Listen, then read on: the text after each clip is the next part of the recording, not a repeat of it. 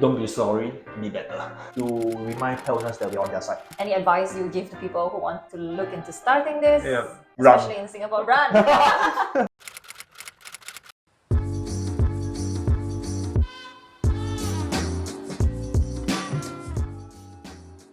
Okay, hello everyone, and this is Dr. Chow. Hello. As you have seen him on TV and Instagram and everywhere. So thank you for letting me come here Thank you for and seeing the visiting practice. us. Yes. So basically, let's get right to it. Yeah, so Dr. Chow started his practice at Atlas Vets, and do you want to just introduce a bit? Oh yeah, so we started last year February, so we are around 1 year 3 months old, and then it has been quite an adventure, a lot of obstacles along the way, and by the end of the day, we have no regrets, I guess. No regrets. yeah. And how long have you been open now? About 1 year 3 months. Yeah. Wow. 1 year 3 Okay. months, yeah. So, and you open it sort of close to the pandemic, or like? So we opened it like we got the shop lot during the pandemic. Then the renovations got delayed for 3 months because of the lack of like materials. There's not enough cement in Singapore, etc., etc.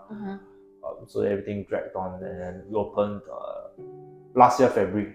Yeah. Wow, so it sounds like a huge journey, and obviously it's not an easy thing to do. So I just wanted to know, why did you decide to start your clinic? Like, what inspires you? Yeah. What was your story really? And also about the challenges and realities of opening this. So I guess my own personal reason is more of to advance my clinical endeavors. Like my clinical interest is because it is surgery, and then I was limited by equipment. Then it was challenging to encourage my bosses at the point in time to actually invest in the equipment. Then for me, I just felt like, okay, then I will just buy the equipment for myself, and that was the motivation. Okay. Yeah. So you can't play by that set of rules. You decided to invent your own game. Yeah. So I guess that take away the limitations. Yes. So then now we just so we really invested in like 100,000 in like surgical equipment, and then that allowed me to do things, or at least try to do things at a certain level that I try to aspire for. And how did you start? Was it just like you, one person team, or with your partner, or like how did you find your staff? Because now you have a team of 10 people, is that right? Yeah. Yeah. So my wife is also a vet, so we started the clinic together, and the first group of nurses, we just sort of got them from like online. So we just hired, we just posted an ad, and then we're hiring, we did interviews. A friend, an ex-colleague joined us, but everyone else actually were new to us. Oh. Yeah. So, and then along the way, more ex-colleagues or more friends joined us, and before you know it, we have like 10. Wow, that's so cool. And within a year, that's quite quick, would you say? I'm not sure, but I guess then it's stressful where you realize that this place need to fit 10 people. Oh yeah. Yeah. At the end of the day, it's like, there's a certain expectation. Like how do we, at the very fundamentally at the very end of the day, we need to be able to pay them. Yeah. So then that adds a bit to the stress, I guess. And on top of that, you are still doing clinical work, so it's not just management. Yes. So I still practice 5 days a week, and that was, I guess that's still the primary goal. Like the clinic. You still love the clinical stuff, basically. Yes. So the clinic is a platform. How I see it is the clinic is a platform for me to do surgery, to practice medicine at a certain level. The clinic itself is not the goal. The clinic I see as a tool. Okay, for you to, like you said, further your advancements, interest in surgery, so that you can do that in this clinic. So I guess then if I need a particular equipment, it's a bit like playing Sims. I just click, and then sort of just the numbers just turn red on the computer. I don't really feel it. But I guess then so there is a struggle. Like I learn more and more painfully that I need to be able to afford the equipment at the end of the day. So it's a whole learning curve behind it. Yeah. And it sounds like your team is new in a sense that you haven't really worked together before. So how are you going about creating that culture of Atlas, and like what does Atlas stand for basically? It definitely helps when, especially at the beginning. At the beginning, I was like at the clinic 6 days a week, so it definitely helped to build the culture when you're here every day. And then and after that, now working 5 days a week, and as for the friends that joined us, our clinical interests align, like our philosophy align in the sense that we want to do. I mean, I guess everyone want to do what's best possible. And for me, I feel like then I need to facilitate that role, give them the opportunity to do what's best. So that comes back to, let's say this equipment is buggy, it's not doing that well, and I guess it's my job to like make sure it gets sorted out. So otherwise, I can't blame the nurse, for example, that why they are not performing at their best when they are limited by equipment. So like on that note of like making the practice the best that it can be, what is the actual realities of getting this started, and any advice you would give to people who want to look into starting this, especially in Singapore? Run! Something else is not worth it. Is it really not worth it though? I guess it's a lot harder than you will ever imagine. I do feel like there's so many sides to the equation. It's always easier looking from the outside, and then now when I like getting immersed and experiencing it full hand, I had no idea what I signed up for. So I guess then I guess very honest of you. So I guess then the main thing is then you just need to remind yourself what you're doing this for, like not losing sight of the why, the motivation behind it, and like if the underlying reason, the motivation still makes sense, then you just need to push forward. Has there ever been a day where you felt like you don't think this is working, or like did some negative event that happened that caused you to realize that okay, maybe this is not cut out, or you still feel like yes, this will work and things? I guess I still feel like things will work, but we definitely need to be nimble. We need to adapt because of the changing world, it's changing local market, and then we need to make adjustments. So I guess it's not so much bailing, it's more of like the conventional sense of doing things most likely wouldn't work anymore. So like, what does that mean? Like, for example, like when I was still an employee, so I was an employee like 1.5 years ago. The salary package has changed drastically, just because of sheer shortage of manpower all over the world. Like we're not just competing locally. A lot of the vets and nurses are like migrating. Hong Kong, Australia. Really? So I guess then.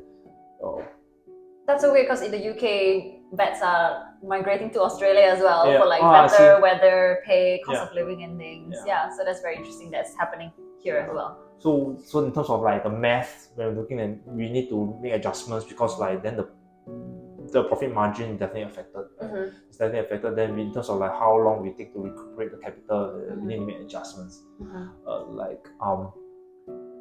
Because like payroll itself, realistically speaking, it's like 60% of revenue, and then medication is like 30%, and then appliances is like 10-20%. So profit margin traditionally used to be like 15-20% if I'm running a tight ship. Now the profit margin is aging more towards 10%. 10. Oh wow, okay, so it's getting less. So I guess then it's also okay. Like it comes back to then you just take longer to recuperate the capital. Then you think about other things in play, like how long is your lease? The building and the maintenance and so stuff. Ideally you want to recuperate before you get kicked out, right? So I mean at the end of the day you do hope to renew the lease, but you need to prepare for the worst case scenario. So then you start planning. Like you don't start digging the well only when you're thirsty. You need to start digging the well now. So then it's challenging because like it's not something that I can ask other clinic or practice owners for advice because they are facing the same challenges. Okay. So other staff, I can ask them because they've been opening a clinic for 10 years already. Yeah. But then this is a new thing that all of us are struggling with. And then in terms of like HR also, I mean like dealing with people, it's also so different. I think it's different era, different demographic, have different expectations. There's a different way of trying to motivate them and encourage them. So that's another thing that I think a lot of practice owners are trying to learn now. How do you connect with the current workforce? Sounds like so many things on your plate, and on top of that, you are doing clinical work. Yeah, so I guess some of them. There's sort of like sometimes I do see it as a distraction. Like then I. What is a distraction? Like the management side? Yes, from being a vet. Like, like what I like and love is being a vet. Yeah. Not so much like playing manager. So, but then that takes a lot of time and energy. But oh well, you know what I mean. So I guess then just have to figure out a way to do it in a way that is sustainable. Yeah, of course. And then try not to upset too many people along the way. Yeah. So it is definitely a learning curve. Yeah. It sounds very, very challenging. But what are the best things about having this clinic then? So far, like if there are any incidents or like any rewarding moments where you felt like it's worth it? Oh no, that's such a long call. I do feel whenever I do surgery, honestly speaking, whenever I do surgery, like whenever I do surgery and then like I guess there's a movie I really like called Jiro Dreams of Sushi, where like as a chef, as someone that loves the art, then how he able to devote himself to the craft because of the tools that he has. He's not limited by the tools. Then limitation is himself. So all he has to do is work on himself. Every day he show up to work and then try to improve. Then when I do surgery, I feel like I'm in that position. Like I am the bottleneck. Then I just need to work on myself to be better, and I have the resources to be able to perform the surgery to the best of my capability. Yeah. So I guess it sounds like when you're doing surgery, you're in your flow state, and that is your zone of genius. And it's not only possible, but it's made possible because of the clinic. Yeah, so I do cherish that. So that is definitely.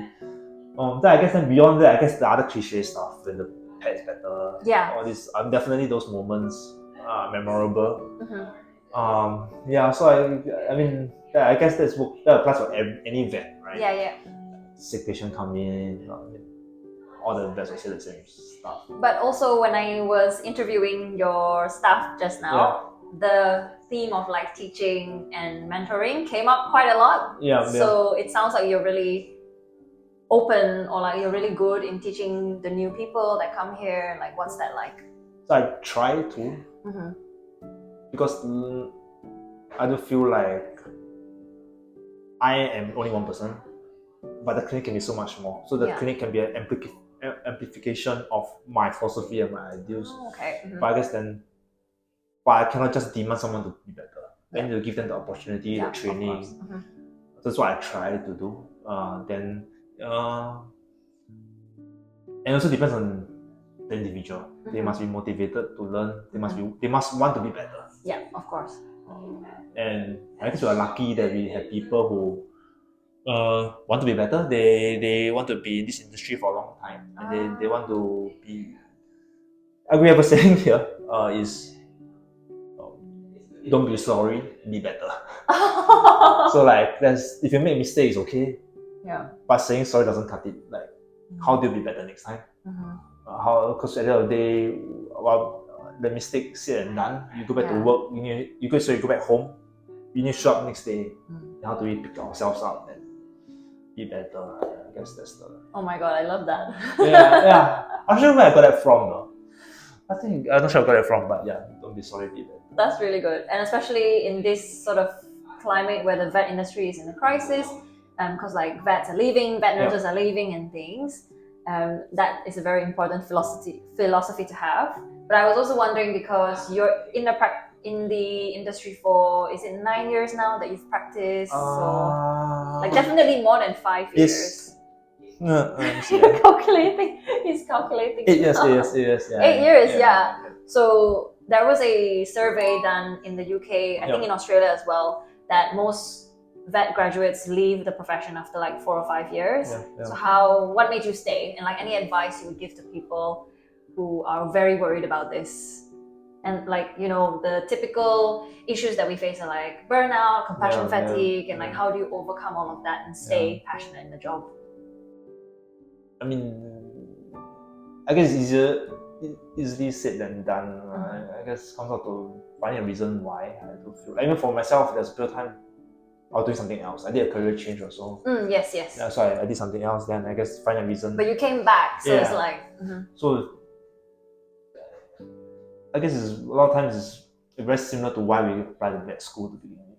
Like we want to be in a position to help animals. Yeah. And then along the way, things change. The workplace changed, the environment changed, and just realize it's not worth it anymore. So then you figure out a way to take control.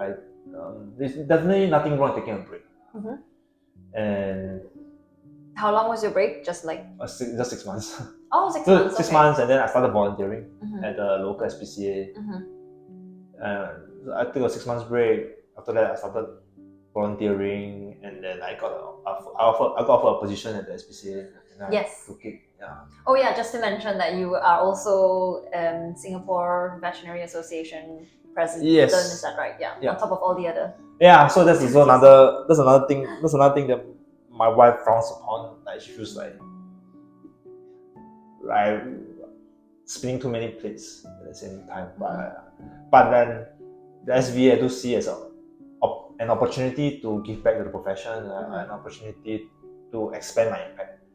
Yeah, so that's something I don't regret. And also because you have a family as well to take care. Yeah. So like my daughter is like almost 2 years old. She's turning 2 next month. Oh my god. And they're growing up so fast. I feel like, why do I need to sign up myself for like more work, especially if it's unpaid, right? So I guess the big part of it is you need to find a why. Like, why bother? Yeah. Why do these things? Like, I mean, the reason is different for everyone. When you look at other industries, money is a big motivator. Yeah. Unfortunately, not so much here. Then I guess then you think about why do you want to wake up and go to work, and then you're in a position to in such a way where we can focus on the direct impact of our actions, so that our patients getting better. The next thing is then focusing on getting better at the craft itself, like be ultrasound, surgery, internal medicine.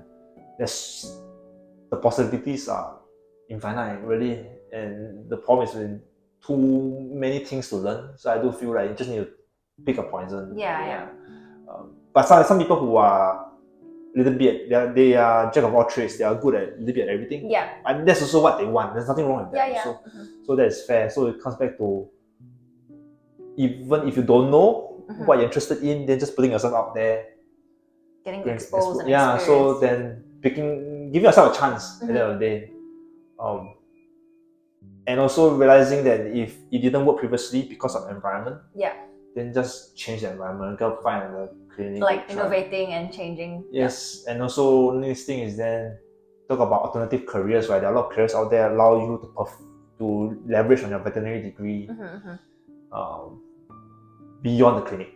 And also some people locum because they realize that they love this job, but they only love it in smaller doses, which is also fair. Because it's pretty intense. So then that's also fair. There's no one way to be a vet. Of course. That's the and if you need a break, it's okay. I mean, at the end of the day, there's no point hating yourself and then suffering in silence. Well, it says you're not a tree, so if you don't like it, just move. You're not a tree. Like there's no point. If you, I mean, someone just told me recently. I mean, it's a common saying. You can't pour from an empty cup, right? Yes, yes, That yeah. you just need to find a way that fits for you. Yeah. If you don't know yet, then just flip a coin and Yep. see how it goes. Yeah, definitely. Like speaking to other people and also your staff as well. Like in the veterinary job, there's always bad days. There's also good days, but like when there's difficult days, because you're so emotionally invested in your patient, you get upset clients or a not wanted outcome, it can hit hard on you sometimes, isn't it? And it's not like you just clock out after 6 or 7 and be like, that's it. So it sounds like you really care so much for your patients, the animal welfare in Singapore, improving and everything, and you also have a family. Like, how on earth do you cope with all of that? And like, any tips on how you unwind or like balance all of this? I guess lucky for me, I don't see surgery as a job. Okay. So I see surgery as a hobby. Like I see as like when people are into plants, they buy plants and they just take a dive into it, like how to keep the plant alive. They study the soil, all the things. Then for me, surgery is that. So I do feel when I study for surgery, when I read the textbooks, or I go for conferences or workshops, I don't see it as working. Yeah. Luckily, at least for now. I guess so. I find it enjoyable. I find it fun. I guess that's what works for me. But next thing is then there'll be times that I just don't do anything. I guess. What do you mean by don't do anything?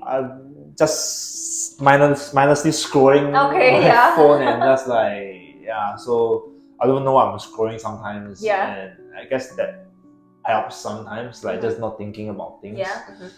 I guess and also a big part of it is when I look at my daughter comes back to London to be someone she can look up to. A lot of the vet association work is also because, realistically speaking, because my wife and I are both vets, so there's a very good chance she wants to be a vet. And then the trial comes when we do know all the challenges, the suicide rates, the harsh realities of being a vet. Then I see the vet association work as a platform for me to make changes such that when she grows up and does become a vet, it's a kinder place for her. Oh my god! So that is my motivation. That is why I try. That is very admirable to have that goal. Because I guess I don't want to like step on her dreams, right? Like she'll be like, both her parents are this. Why can't I do the same thing? That is true, And at the end of the day, like even for me when I was a kid, I never took advice from my parents. So no matter how much, I can imagine no matter how much I discouraged her, she will still want to be a vet. Then the least I can do is actually like bit by bit in my small way, hopefully build a kind of industry will be a better place. That is very, very true, because how the industry has kind of like ended up now, I guess it's kind of because society has like changed their views towards animal healthcare and things. So definitely if you can change, like we all can change. For sure. So then, and next as the president, I have leverage. So it's a privilege, to be honest, to be able to be in this position. Then I have to make full use of it. Amazing. That's like, I didn't know about that, but that's very cool. So a quick break from the heavy questions. So people have posted some questions on Instagram, so we'll just do some quick fire ones. So the first question from my followers on Instagram is, what skincare product do you use? Honestly, what? Really? Yes, what skincare product do you use is one of the questions. Because my complexion is so poor. No, it's probably so good. Because you're balancing so many things, but you don't look stressed. Oh, I sleep a lot though. I guess it's a practical tip. It's not like fluff, right? I sleep a lot. How much is a lot? I sleep at least 8 hours a day. 8 hours? Wow. At least. You can still get 8 hours despite your like busy schedule and stuff. Yeah, at least yes, somehow not. So then you need to make choices. I have to admit I'm not the best social friend. Like if my friends want to meet, I'll probably turn up at every third event. Fair enough, yeah. Like I realized, okay, I met them like 3 months ago, it's too soon. Oh, meet them later. So I'm not always, my attendance within my social group is not the best. But I sleep 6 hours a day. It comes down to in order for us to perform, because it's a very mentally challenging job. So Yeah, then if yes. I don't have enough sleep, all these Yeah. things I can't perform. You need a clear mind. Yeah, brain. so then I try to sleep. But my facial product preference is whatever my wife uses, honestly speaking. Really, you just use her stuff? Yeah, but nowadays she'll just like stop using my expensive stuff. This is the one you'll be using. I'll be like, oh, okay, I'll be using that. Oh my goodness, okay, we need to ask your wife what skincare product you use then. Yeah. Okay, so other things, this follower has said vets in Singapore have higher stress levels compared to other countries. Is it true and why? I don't think so. You don't think so? I don't think it's more stressful here. I think it's stressful everywhere because the realities of veterinary medicine is very similar. I mean, when you work in UK and when you talk to myself and my staff, you find that the challenges are pretty much the same. Yep. So, sometimes the nuances can be different, the cultural differences are there.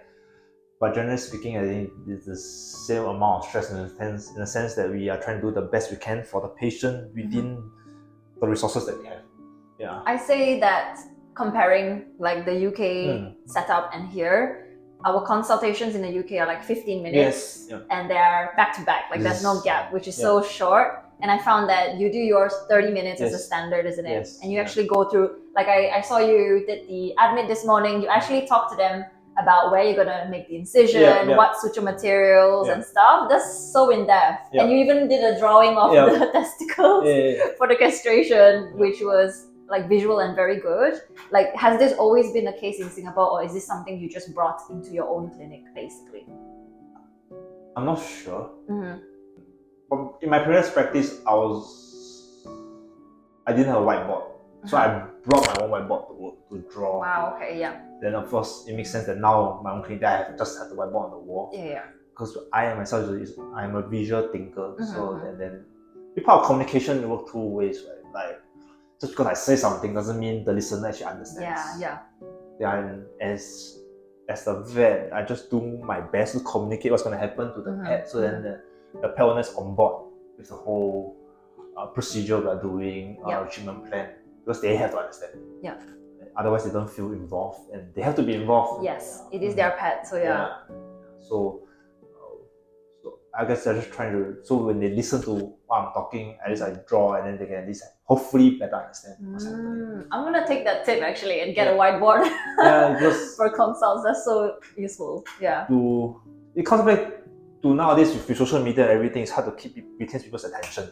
Yeah. Like don't scroll away. You know what I mean? So, then, so if I'm just talking, they will zone out. They're gonna phone. So if I start drawing, then hopefully they find it more engaging. They can actually pay attention. Yeah. That's such a good tip. Yeah. So, and then there's quite a number of questions on pay. Yeah. So there's questions on, is the pay significantly different to other countries? Yeah. How much do they earn? Yeah. Working hours as well. Like what are the working hours and salary for small animal vets? Is there lots of pets that have pet insurance in Singapore? Pet insurance is getting more and more common. Okay. But it's still unpopular. But there's an upward trend. Okay. It comes back to because the coverage is still not as good compared to UK or Australia. Okay. But it's also a vicious cycle. You need how insurance works. You need more pet owners on board. They have a bigger portfolio, and then the coverage can be better. Okay. So hopefully over time it will get better. Okay, makes sense. Yeah. Because right now it's like there are too little people sign up for it. Fair. So then in terms of at the end of the day, insurance is also a business. They have to make it sustainable. Yeah. So then the next question about working hours usually is around 44 hours a week. Oh, okay. Ours is more 40 hours. But obviously we stay back and then it becomes like 40 or 50. Sometimes we stay back as well. Yeah. It's hard to turn like last minute. Yes, of course. You can't just turn them away. Yeah. Yeah. So like I would say for Singapore standards, the hours are not too long. But compared to Australia, where work-life balance is like 10 out of 10, it's a bit different. But nowadays, there is more emphasis about giving people time to go home and recuperate. 44 hours is about the norm. Okay, that's like slightly more than us. Anyway, about pay, I just wanted to say that in the UK, like a fresh grad is about 30k, 35k now, and the average salary of like a more senior vet is between maybe 50 to 60K for small animal vets a year, or even 70K, but the median is around 60K, I would say. So how does that 60K pounds? Yeah, so I don't know how that compares. But I guess then the standard of living is different, I guess kind also, of different. Yeah, you can't really compare it that way. Yeah, so the salary for vet in Singapore right now for a fresh grad, because to the context, right? When I was a fresh grad, my pay was like 3.5, 3.8 a month. Okay. And then now it's like 5K Okay. up. Yeah. For experienced vet, it'll be like 7K up. A month. Okay. Yeah. So does it depend on like hospital setting and like GP setting, or doesn't really? Not really. Oh, okay. Yeah. The tricky thing is also in terms of it's also a bidding war, in the sense that it really depends on how desperate that clinic is. So there are certain instances where if you got lucky and this clinic is really desperate, they will pay well beyond the market. Wow. Okay. Yeah. So that's also the challenge that we face as a new clinic that opened in recent times, because the payroll expenses really ballooned compared to the last decade. Yeah.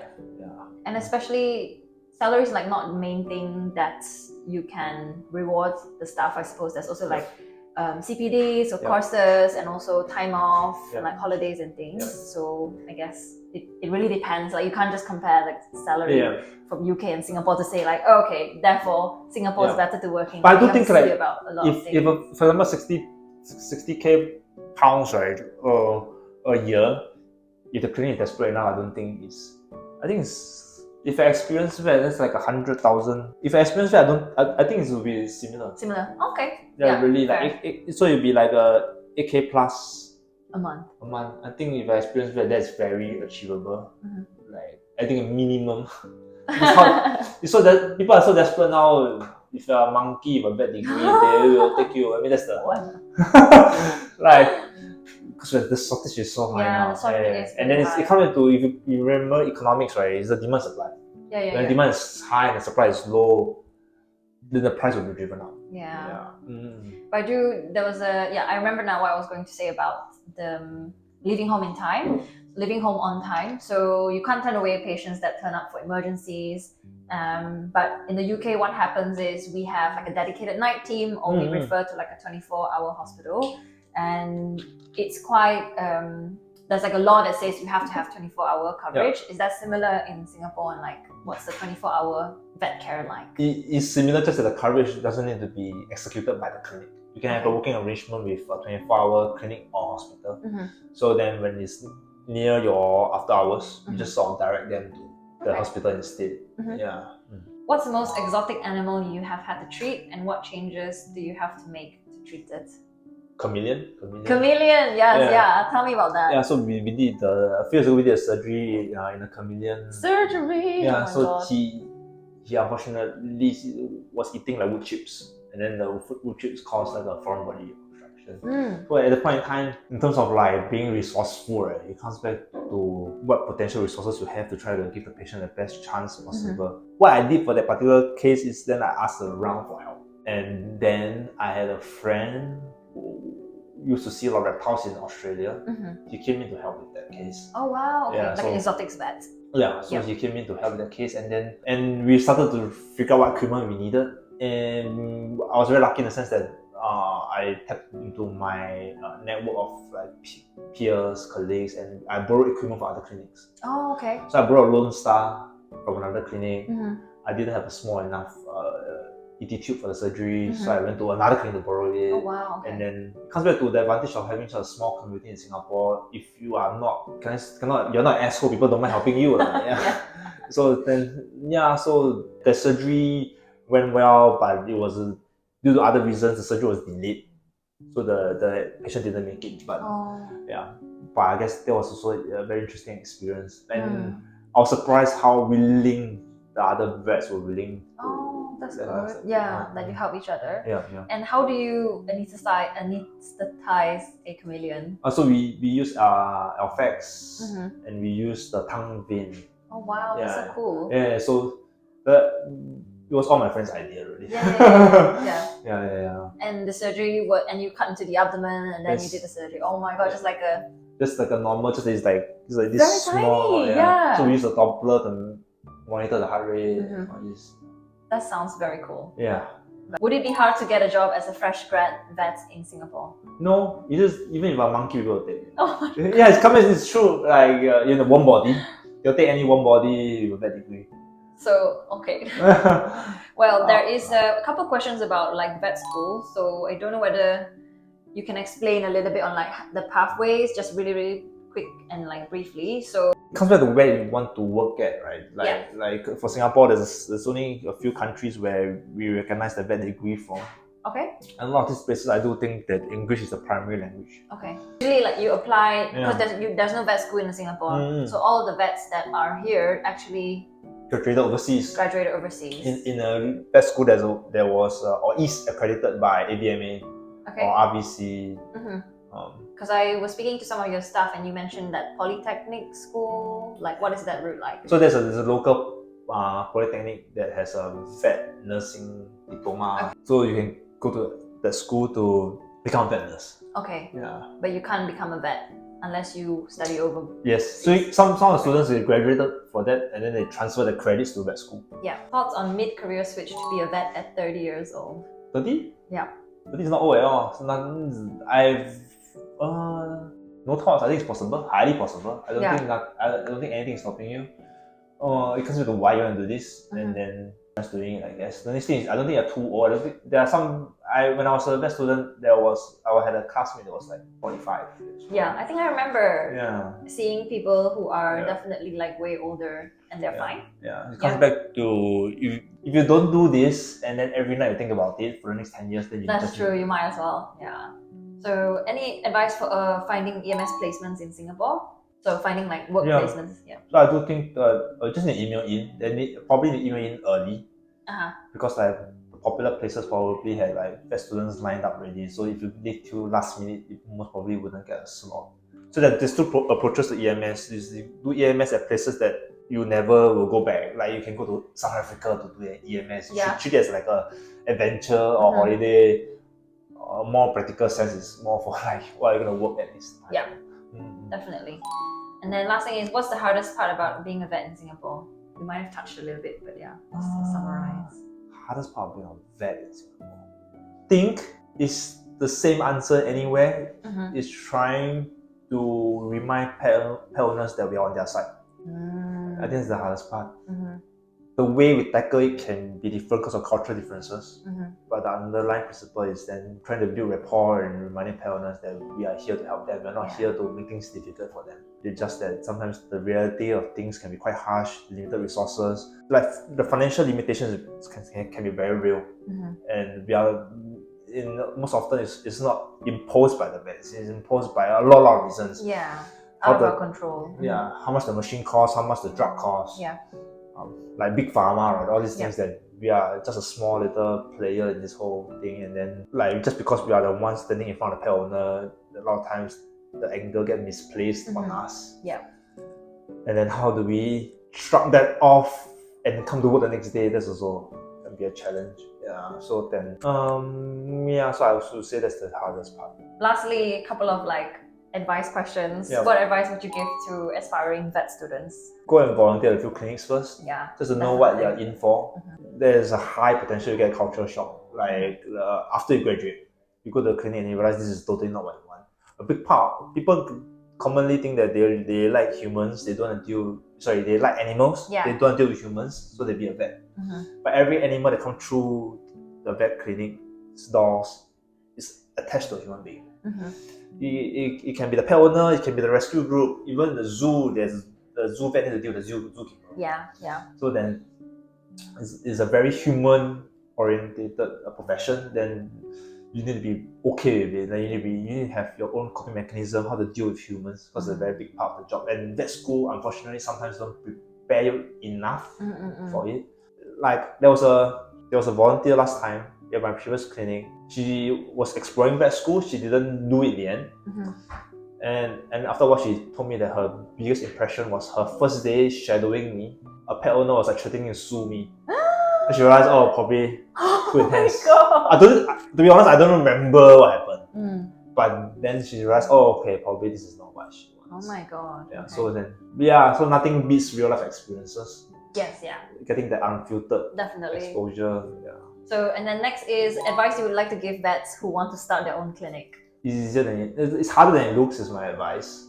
And then you think about why you want to do this. Because you talk about sometimes if money is your motivation, the pay grade now is so much better than last time. Like there are vets outside that honestly earning more than how much I pay myself now.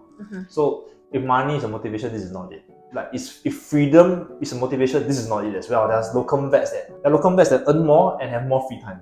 True. Then you think about why bother? Why bother putting yourself through the pain? Yeah, so because so sometimes you do see some vets that retire, sold to corporate, but those vets open a vet clinic in a very different economy, a very different marketplace. You talk about a rising tide, raise all boats, right? So then the industry now is very, very different.